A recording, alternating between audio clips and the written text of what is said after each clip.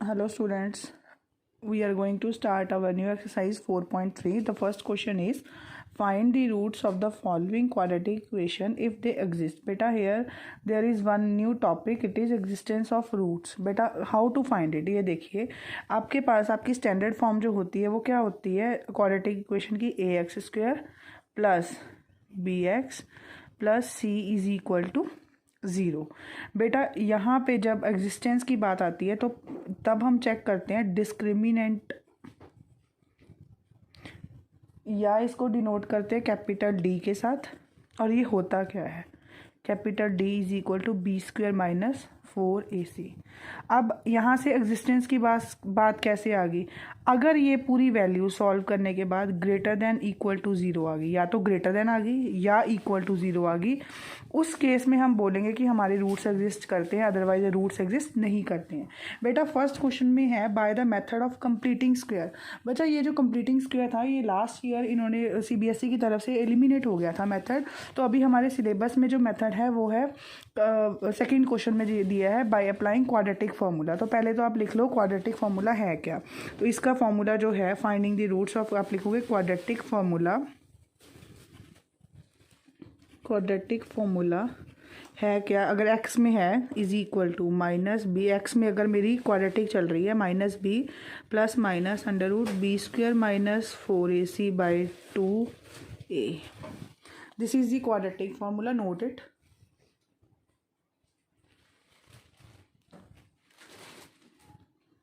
I hope you understand it.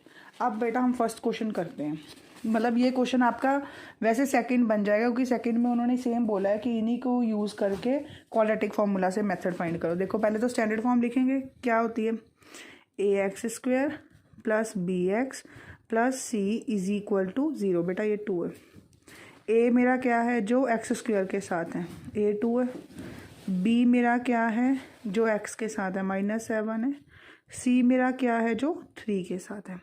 ये कर दिया। अब मेरे को चेक करना है कैसे, क्या करूँगी b² माइनस 4ac, b² क्या है -7 का होल स्क्वायर माइनस 4, a क्या है 2, c क्या है 3। करो इसको सॉल्व, 7 7 ज़ा 49 माइनस 4 2 ज़ा 8 3 ज़ा 24, कितना आया 25। ये 25 पॉजिटिव है ना, इसका मतलब ग्रेटर देन इक्वल टू 0। तो आप लिखोगे रूट्स एग्जिस्ट।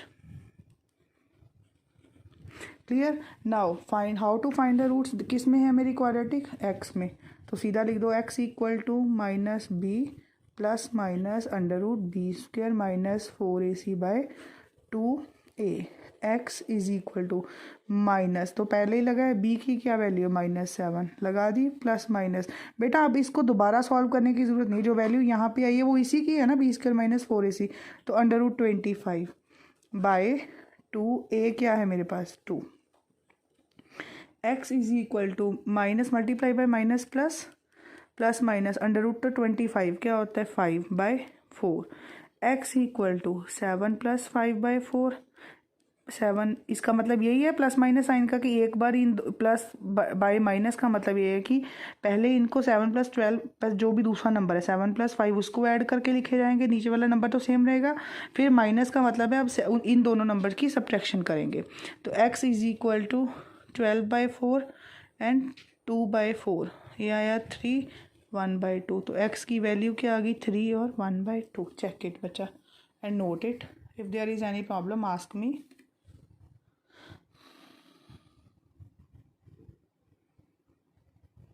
हाँ जी बेटा सेकंड पार्ट की स्टेटमेंट क्या है 2x² plus x minus 4 equal to 0। This is the statement. Again सीधा चाहे आप लिख सकते हो, अब जिसको क्लियर है ना, अब बारी बारी वो लिखने की ज़रूरत नहीं है कि मेरा स्टैंडर्ड फॉर्म ये है। तो सीधा आप ABC लिख सकते हो।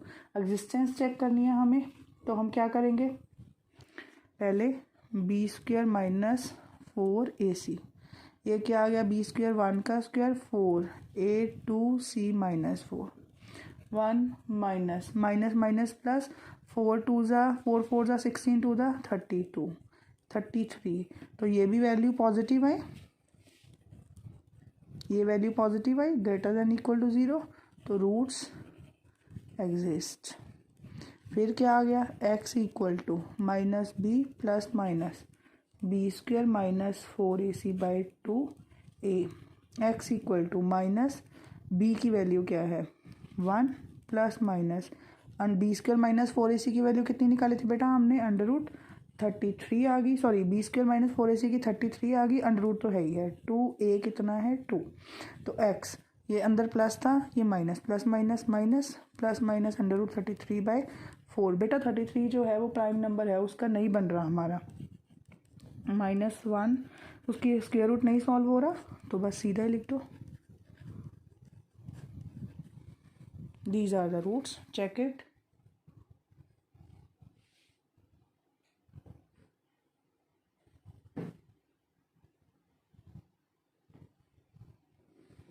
I hope it is clear to you. Note it. Then we will move to our next part. Part third.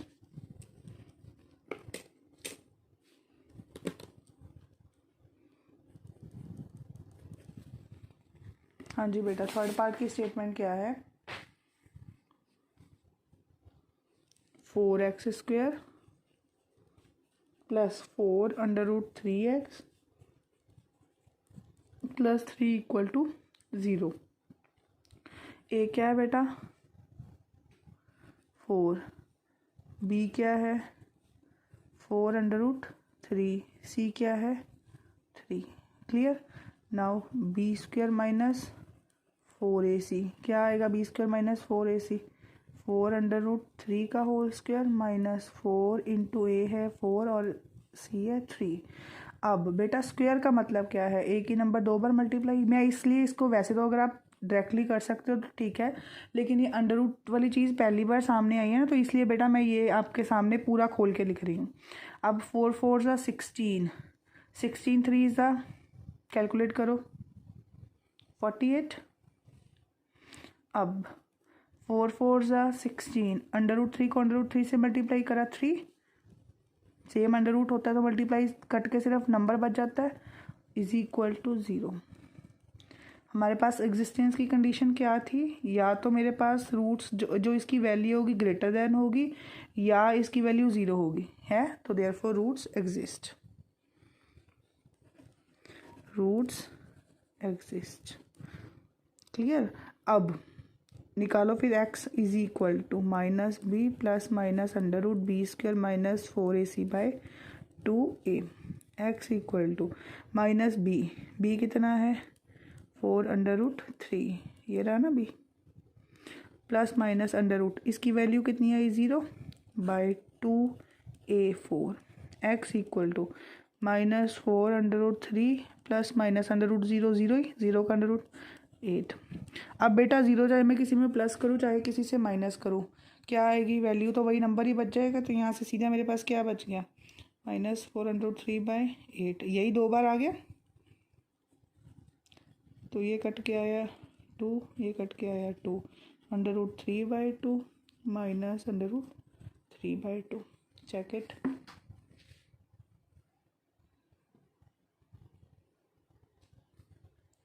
हाँ जी बेटा, फोर्थ पार्ट स्टेटमेंट क्या है, 2x square plus x plus 4 equals to 0। हाँ जी बेटा, a क्या है इसमें, a क्या है 2, b क्या है 1, c क्या है 4। तो पहले रूट एग्जिस्टेंस 4ac कैसे आएगा, b की value 1 square minus 4 2a, 1 minus 4 4 ज़ा 16 2 ज़ा 32 माइनस 31। बेटा ये हमारे रूट एग्जिस्ट करेंगे, अंडर रूट माइनस आ गया तो रूट ही नहीं एग्जिस्ट करेंगे, क्योंकि हमारे लिए क्या बोला था उसने, स्क्वायर रूट नेगेटिव नहीं है बेटा, आगे +1 में जाके तो स्क्वायर रूट नेगेटिव वाले भी आते हैं, उसकी वैल्यू हम आइटा लेते हैं, लेकिन हमारे 10th तक के सिलेबस में ये नहीं है, तो आप बोलोगे real roots does not exist, do not exist, real roots do not exist. तो फिर ये वाला सीधा हम सॉल्व ही नहीं करेंगे, बस यहाँ पे ख़त्म हो जाएगा। आई होप आप लोगों को फर्स्ट क्वेश्चन समझ आ गया है बेटा। मतलब यही सेकंड क्वेश्चन है, फर्स्ट क्वेश्चन का जो हमारा कंप्लीटिंग द स्क्वायर है वो हमारे सिलेबस में नहीं है। क्वेश्चन थर्ड क्या बोला है, find the roots of the following equation. Question third क्या है, find the roots of the following equations. ठीक है, मेरा फर्स्ट पार्ट क्या है, x minus 1/x equal to 3, x is not equal to 0। बेटा ये x नॉट इक्वल टू 0 की कंडीशन क्यों लगती है, क्योंकि अगर मेरे पास डिनोमिनेटर 0 आ गया तो वो तो टर्म ही डिफाइंड नहीं होगी, इसलिए ये कंडीशन लगती है। तो अब देखो हमारा मेथड वही रहेगा, पहले 1 और x का अगर मैं एलसीएम लूँगी तो x आएगा, क्रॉस मल्टीप्लाई हो जाएगा यहाँ पे एक्स स्क्वायर माइनस यहाँ पे तो x है ऑलरेडी, यही आ गया, is equal to 3/1, again cross multiply X square minus 1 3x X square, ये जो बेटा इधर प्लस का इधर आके माइनस का प्लस, ये वाला तो यहीं पे रहा, इसकी साइन चेंज नहीं होगा तो -0। अगेन मैं एक्सप्लेन कर रही हूँ, अगर कन्फ्यूजन है तो यहाँ पे ऐसे लिख लो 1 माइनस 3x इक्वल टू 0। अब उसको रीअरेंज कर लो कि पहले एक्स स्क्वायर वाली टर्म, फिर मेरी x वाली टर्म, फिर मेरी कांस्टेंट टर्म। ठीक है, अब मेरा a क्या आ गया 1, b क्या आ गया -3, c क्या आ गया -1। हाँ जी, तो सीधा मेरा इसमें तो मैं इसमें मेथड तो दिया नहीं बेटा, अगर किसी को मेथड दूसरे वाला लगाना है जो हमने सेपरेट द मिडल टर्म्स किया था वो लगा लो, किसी को सिंपल करना है जैसे मैं अभी क्वाड्रेटिक से कर रही हूँ वो कर लो। मुझे क्वाड्रेटिक मैक्सिमम ईजी लगता है और इसमें डायरेक्टली फॉर्मूला ही पुट करना है, so it is very easy, so we will try to solve the question by that method. अगर बेटा if you are comfortable with the other methods so you can solve that and then send me in the comments, then I will definitely check your questions and if there is any doubt then I will clear that also. Square minus 4ac by 2a is 1 minus minus plus under root 3 square 9 plus 4 by 2 x equal to 3 plus under root 13/2। तो ये क्या आ गया, x equal to 3 plus under root 13। Under root 13 क्या है बेटा, मेरा irrational number, तो इसके फैक्टर्स नहीं बनेंगे, तो ये मेरे सीधे ये पेयर बन गए इसके factors. Check it.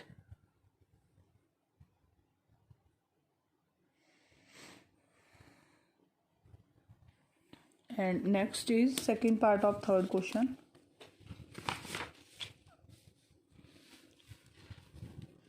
Second part क्या है बेटा, 1/x plus 4 minus 1/x minus 7 is equal to 11/30। और इसमें कंडीशन क्या होगी कि x -4 के इक्वल नहीं हो सकता एंड x 7 के इक्वल नहीं हो सकता। रीज़न वही कि यहाँ पे अगर -4 आ गया, -4 + 4 0, तो -4 + 4 0 आ गया, तो 1/0 नॉट डिफाइंड। अगेन अगर x 7 आ गया तो भी 7 - 7 0 नॉट डिफाइंड। तो बेटा फर्स्टली ये दोनों डिफरेंट टर्म्स है, तो इनके क्या लेंगे हम एलसीएम। एलसीएम क्या आ जाएगा, इन दोनों के प्रोडक्ट। उसके बाद बेटा अगर हमारे पास 2 प्राइम नंबर होते हैं एलसीएम में तो हम सीधा क्रॉस मल्टीप्लाई करते हैं उनको एक दूसरे के साथ। यहाँ पे क्या आ गया, x -7 minus x plus 4।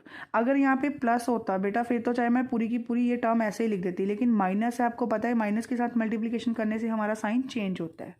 Clear, तो ये तो वैसे ही रहा। तो पहले तो इसी को सॉल्व करते हैं, x -7 ये क्या आ गया -x -4/। अगर इसको यहीं पे खोलना चाहते हो तो यहीं पे खोल दो ब्रैकेट्स, हम कर चुके हैं product of binomial into binomial 11/32।